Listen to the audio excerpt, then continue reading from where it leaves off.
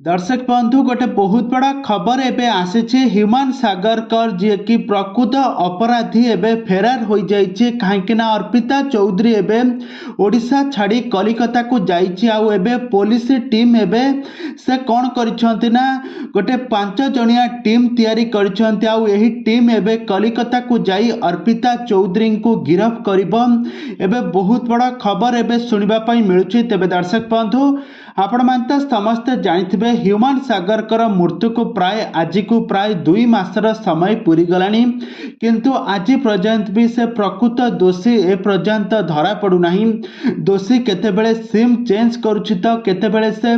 Location change करुछि एमिति change चांज करी से एबे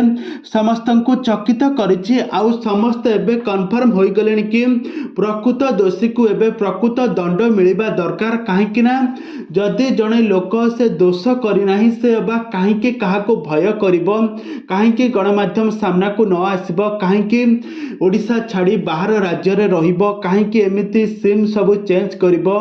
एबे दर्शक बंधु आपण मानते समस्ते जानिथिबे अर्पिता चौधरी ह्यूमान सागर को दीर्घ दिन धरी भल पाउथिले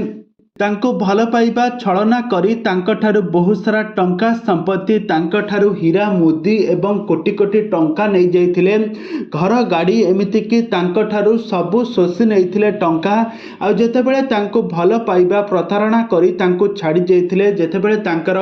स्वास्थ्य अवस्था दिन को दिन खराब हो गला सेतेबेले तांको समस्ते तांको छाड़ी समस्ते अलगा हो जाइथिले। तो ह्यूमान सागर अर्पिता चौधरी सहित कुआडे संपर्क रखिथिले अर्पिता चौधरी राति अधरे आसंती ए सब देखिथिले ह्यूमान का मां सफाली सुना किंतु एबे सब सत जेतेबेले समस्तक सामना को आसीछि एबे अर्पिता चौधरी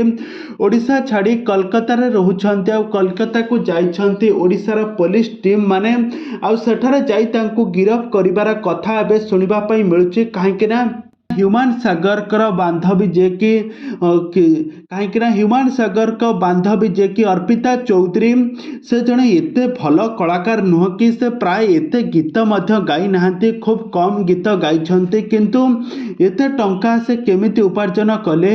आमिति कले आउ से एबे तांको बॉयफ्रेंड का सहित मास्टर प्लानिंग करी एबे से समस्त को धूली आखिरे धूली दबा पई बसिछन्ती किंतु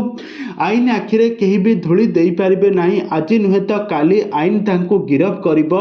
आ एबे सारा ओडिशा पुलिस टीम एबे कलिकता को जाई तांको एबे गिरफ्त करथिबार कथा एबे सुनिबा पई मिलुछि। तेबे दर्शक बंधु आपण मानकर मतामत जणाई दियंथु कि